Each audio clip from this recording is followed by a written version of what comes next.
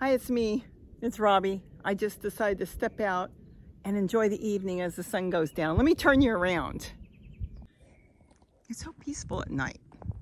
You don't have any leaf blowers or anything going on. So I figured I'm going to unwind. It's been a very long day. It's actually been a very long week.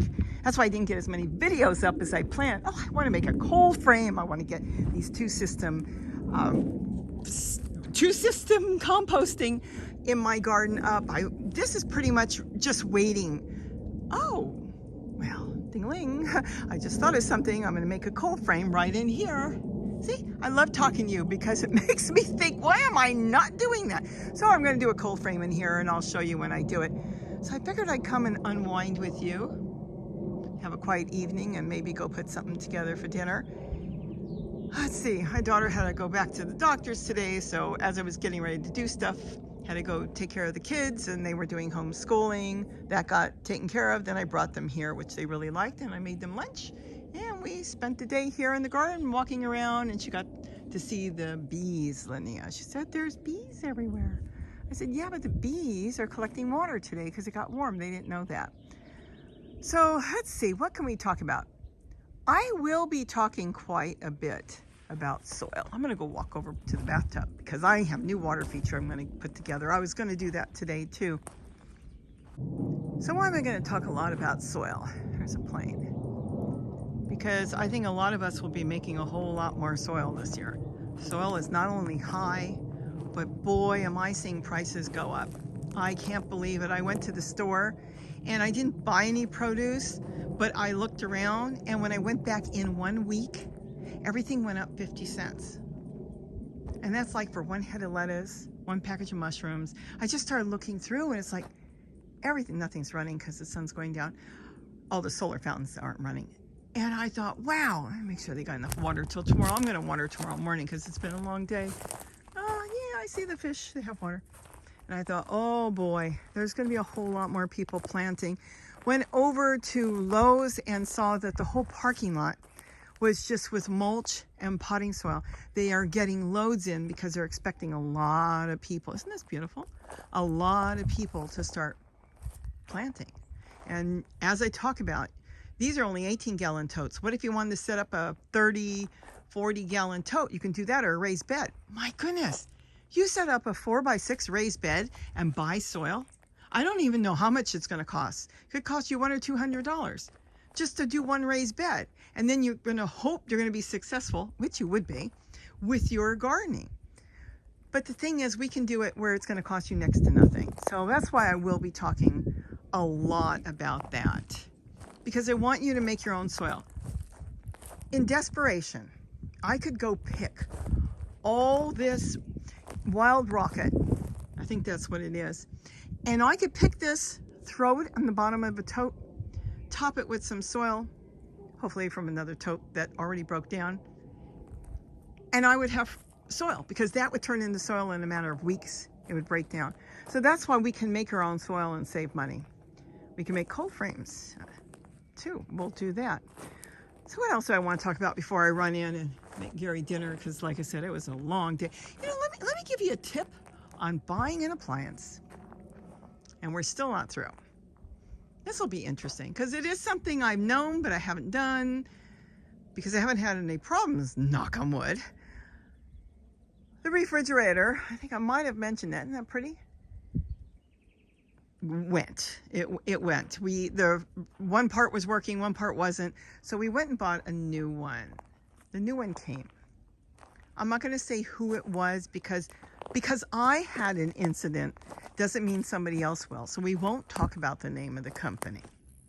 Not where I bought the refrigerator. That is going back now. So the refrigerator shows up and it's not working. Okay. You know what? I'm easygoing. That's fine. Can you send somebody? I hear something.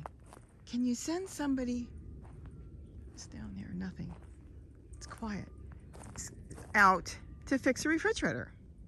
Sure, call the number. I bought a warranty on top of that too, like for $180 something for 5 years for a refrigerator that honestly doesn't look like it's going to last more than 2. Oh, got a little hummingbird here. So anyways, You might sit for a minute and just enjoy the birds and the peace. So they tell me to call the number. I called twice. I spent 3 hours on the phone to try to get service. And each time I had an excuse why they couldn't give me service. Okay. Now I'm having the refrigerator for 4 days still not working. I called the store. Isn't that cute? He's on the other side. They'll call for me and get the service for me. You know what? They left me on hold for 30 minutes. They called back an hour later. So there's more time to let me know that they can't get through to their service number. This is a number that's costing me money to get service. So that, this is going to be a good lesson for anybody. Well, lo and behold, they couldn't get anybody out. They were thinking about getting me another refrigerator, but then I read some of the reviews, and let's just say the reviews weren't real pretty. So I decided, nope, we're done. So I went to another place and I bought a refrigerator because I had 30 days to return it at the place I bought this from. If I can't get service on a brand new refrigerator that I bought, why would I want to keep it for, let's say, 5 years, since I got talked into a 5-year warranty? So anyways, it was decided to return the refrigerator. And when I told them, I called them back. I said, you can't get anybody to fix it. I can't get any. They told me to come back to the service department and they would refund it and pick it up. So I went to another store and I did buy a refrigerator. But there was a small issue, and I can say what it was. It's no big deal. It was Best Buy. And now I bought my new refrigerator that's coming this week from Best Buy. And I did buy a warranty. This time I only bought a 3-year. I think that's long enough, really. So I bought a 3-year warranty, and I realized they forgot to put it on my rewards card. Now, I told them, I gave them the information, but it didn't get on my rewards card. I called, got some weird message on that. She said she was going to merge it in, don't buy anything for 10 days. It didn't make any sense, but I ended up going back to the store. But before I went back to the store, I called the numbers. Who do I get? The Geek Squad. I'm not calling the Geek Squad. I'm trying to get my rewards points. And not just that, when it's put on my app, I can see when it's coming, everything about the refrigerator. If I want to add or extend the warranty, you can do that. All this stuff, well, I didn't get that because they didn't put it in the right place. It didn't get on there. So the guy wants to know if I want the refrigerator fixed. I said, that's really nice of you. He said, well, that's what we do. We fix a refrigerator. You bought a warranty? Well, I said, yeah, but the refrigerator isn't here, and hopefully this one's going to work.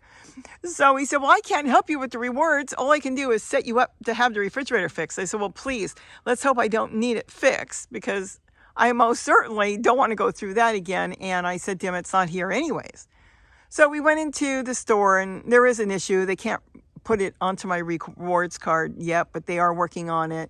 And they were really, really nice. They gave me some more paperwork they forgot to give me the day I bought it. But we're getting that refrigerator, and we're still having the other one picked up, hopefully tomorrow. So what I wanted to say is, let me give you a pointer. If you're going to buy an appliance for decent money, and you're buying a warranty, and they have to deliver it, even if they don't have to deliver it, even if you took it home, call the service number that you actually paid, or whatever service number if you want to just see if it works, and see if you can get a live person as if something was wrong. Because if you buy it and that first week you can't get anybody on the phone for service, you all have to really think about if you want to keep it.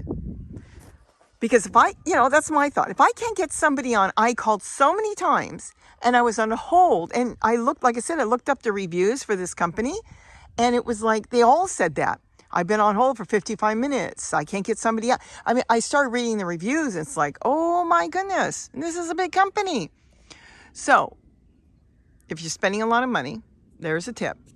Call the service number and pretend you need service. And if they answer, say, oh, I think I thought I needed service, but it looks like I don't, and thank them and get off, and know that if something happens, at least you tried it out, the number works. I think that's what I'm going to do for now on. And I believe I've done it in the past, but I didn't have to do it now because I needed service. So what else is going on? It's cool tonight. It's chilly. It'll probably get down to about 48 at night, maybe 50, which is still too cool. I looked at the nurseries, and let me tell you something. They're bringing out vegetable plants already, and everybody was looking at them that was there and going, oh my goodness, they don't look good, which means they can't take the cold nights. Now, it's possible they were in a greenhouse and they just sold them to the big box stores, and they're bringing them there and being outside in the nursery with the plants, it's too cold and they're not hardened off. And that could be the issue why they're all just falling over and on their way out. Hardened off is when you start a seedling inside and your temperature in the house is, let's say, between 50, I don't know if you got a 58, but 60 to 70 degrees. Then you stick it outside on like a beautiful cool night tonight. And, oh, look. I was wondering if she was there. That's the Cooper Hawks. He's probably going up to feed her. Let's see if we can see this way. Anyways, so the idea is the plant can't take the sudden shock of the cold weather because it's been in a greenhouse. They have a nest up there. Up there is a nest. This is their third nest. Is that not cool? And what you do, yeah, she's in there. I see her moving. What you do is you ease them out. So when you're starting seedlings inside, he took off. He went up there and he brought her food. Is that not cool? She's on eggs. So you get them outside during the day and you take them in before it gets too cold at night so they get used to the new temperature. So we were going to look at the squash plant, weren't we? So that's basically it. I've got a whole lot I want to do. This is basically done. All I have to do is start planting in it. And I think I'm just a little bit too early. Remember, we're not in spring yet. We're still in winter. Spring is in for a couple more weeks. Oh, this is doing really good. Isn't that beautiful? That is a zucchini. This is not staying. This will be yanked out. And this one I'm throwing, this is what I cover seedlings with. This I'm throwing sticks in there and getting that ready. A lot of this is done. I don't know if I'll be keeping a lot of these. These are popping up. First of all, if I decide to keep any of these, I'm going to have to clear out the ones I don't want.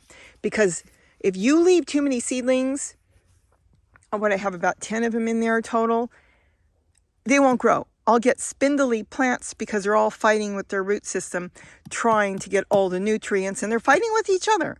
So the right way to do it would be maybe to leave one here and leave one there. And then maybe, but I don't know if I want to mess with that.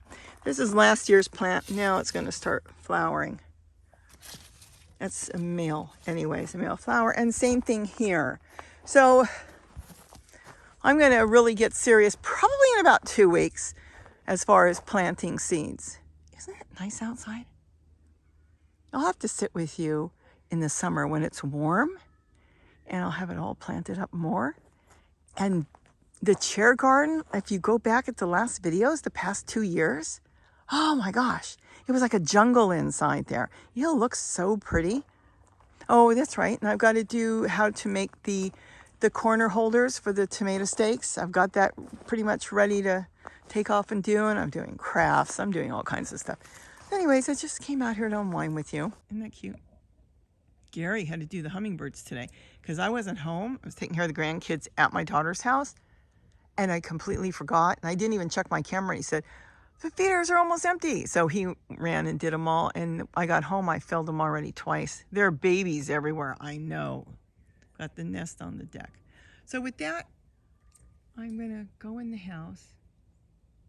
I really like this. I just like sitting out here. There's nobody around. Isn't that cool? I can hear the hawk bouncing around. I don't see any rabbits. Oh, they wouldn't want to be out now anyways, would they, with the Cooper Hawks sitting in the tree? I wonder how many babies she'll have this year. The first year she had 5. There she goes. Maybe him. She just went through into the trees. They love it here. They got that big pepper tree there and then all these other trees, and they could just go back and forth. It's the perfect setup for them. But they had 5 babies the first year. And you could see they were really young themselves. And then the second year, which was last year, they raised 3. So for whatever reason, they had 3 hatch. And we'll see how many they hatch this year. And they're really, really cute. And one thing I do want to bring up, I've got so many of you asking me, Do you put holes in your totes? Do you put holes in your containers? Everything's got holes. You have to have drainage. If you don't have drainage and it literally filled up, you'll end up with a swamp. And these plants are not swamp plants and they'll rot. So yes, you have to have drainage, but you can, on anything that's tall, be it a bucket, a tote, whatever, you can put the holes. Whoa, holy mackerel. That was right in front of my face. I wonder if he's trying to tell me something.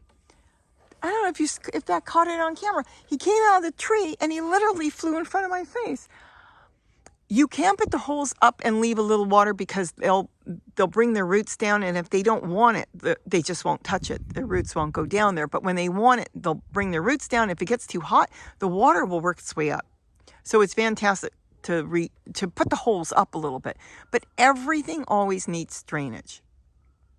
I think the only thing that does not have drainage are the way I start my seeds with tulle. And the reason I use tulle is because I can lift the whole thing up if there's too much water in there and tip the water into another planter. That is so I can sit my seeds anywhere in the house, anywhere I want, and not have to worry about, water leaking out onto furniture or the table, or there's no mess that way. And if you feel there's too much water, I lift it out. You go back and watch a video, tip it out, and then I can sit the plants back in. That's the only thing. We're talking about small cups. Like 16-ounce cups. You can go bigger. I've used the ice cream containers, so they're about 32 ounces. But again, that's because I'm watching it. If there's too much water, I can tip it out. But I like having it damp because the seeds cannot dry out. You can never dry seeds out. You dry out seeds when they start growing, and that's goodbye seeds. So that doesn't work. So everything has drainage. And that's pretty much it. I can't think of anything else, so I think I'm going to go in. I'm just enjoying the peace. I hear birds singing, off and on hummingbirds. I just hear birds. They're all kind of saying goodbye to the day. I can't wait till I can get to the truck bed. I've got ideas on that. Like I said, I was going to come out here today and I was going to start tackling the driveway. I've got another project I'm working on. But today turned out to be babysitting, but I had fun. We had fun, we cooked, and we had a lot of fun. So hope you enjoyed this little evening outing with me. I'm going to go in. And if there's things you're waiting for that I haven't put up, just put it in the comments so I can read through and go, oh yeah, I've got to get that. I've got to do that. Because I'm sure there's things I've forgotten and I will be doing. I haven't done the 2-system yet because a lot of you are not planting yet. And the 2-system setup is really good once you start planting, really getting serious. We don't need to do it right in the beginning. So with that, have a wonderful day. And don't forget to eat what you grow. Isn't that cute? Bye-bye.